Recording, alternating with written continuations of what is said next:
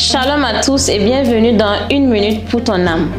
Comme le dit Jésus dans Matthieu 11, verset 28, « Venez à moi, vous tous qui êtes fatigués et chargés, et je vous donnerai du repos. » Ici, on prend une pause pour parler à ton cœur, pour parler à tes blessures et pour parler à tes doutes. Je suis la sœur Bénie et je suis avec la sœur Stella et on se prend après le jingle. Une minute. Une minute. Une minute. Une minute pour ton âme. Une minute pour ton âme. Une minute pour ton âme.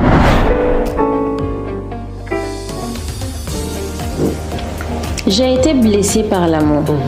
Quand on est blessé par l'amour, est-ce que Jésus peut vraiment nous guérir? Ah, c'est une très belle question. Normalement, Jésus peut tout faire, mais quelquefois, on va chercher nos problèmes avant de venir trouver Jésus. C'est lié à l'ignorance. La plupart d'entre nous, on n'a pas appris à aimer Dieu d'abord de façon sincère avant d'aimer les gens. C'est pas de notre faute.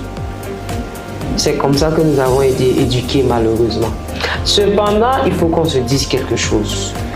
Nous, ce qu'on appelle l'amour, quelquefois, c'est pas de l'amour, c'est simplement du sentimentalisme en fait, si je peux dire ça ainsi.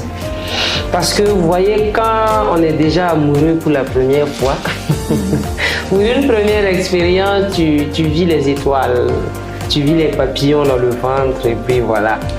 Tu as l'impression que tu as trouvé la personne la plus idéale sur Terre et quelquefois, sans te rendre compte, toute ton attention est portée sur cette personne. Tu es prêt à faire des sacrifices. Ce que tu n'aurais même pas fait pour tes propres parents, c'est ce que tu feras pour cette personne. Malheureusement. Oui.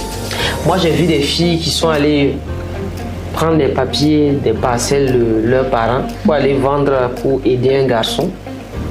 J'ai vu des filles, entre elles, aller voler l'argent de leurs parents juste pour satisfaire leurs amies filles. Ça, on n'est même pas dans une affaire d'amour sentimental amoureux.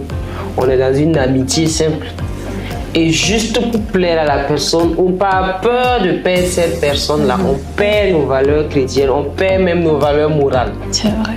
Et tu vois, dans ce cas maintenant, quand nous sommes déçus, on a tendance maintenant à revenir vers Jésus pour dire de nous guérir.